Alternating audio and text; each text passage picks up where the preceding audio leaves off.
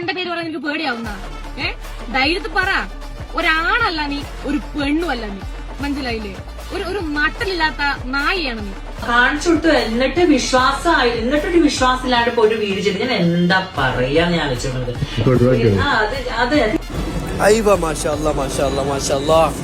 കേരളത്തിൽ ഉശിരുള്ള ഒരു പെൺകുട്ടിയെ കണ്ടു. അപ്പൊ കേരളത്തിലുള്ള ബാക്കിയുള്ള പെൺപിള്ളേർക്കൊന്നും ഉശിരില്ലാന്നാണോ നീ പറയണേ? 2 ദിവസം 3 ദിവസങ്ങളായിട്ട് കേരളത്തിൽ ഉശിരുള്ള ഒരു പെൺകുട്ടിയെ കണ്ടു. എടാ, കേരളത്തിലുള്ള ഒരു പെൺകുട്ടിക്കാണ് ഉശിരുള്ളതെന്ന് പറഞ്ഞ ആദ്യത്തെ ഒരാള് നീയായിരിക്കും കേട്ടോ. ഒരുപാട് കളിയാക്കിയിട്ടുണ്ട് മുന്നേക്കെ, പക്ഷേ ഉണ്ടല്ലോ ഈ പെൺകുട്ടിക്ക് ഉശിരുണ്ട് കേട്ടോ. അംഗീകരിച്ചു. മാഷാ അല്ലാഹ്. എടാ, ശരിക്കും നീ എന്താ പറഞ്ഞു വരുന്നേ? ഇത് കണ്ടിട്ട് പ്രതികരിക്കാത്ത ഗേൾസ് മുഴുവനും ഉശിരില്ലാത്ത പെൺപിള്ളേരാണെന്നാണ് നീ പറഞ്ഞു വരുന്നേ. എന്നാ എനിക്ക് നിന്നോടൊരു കാര്യം പറയാനുള്ളൂ.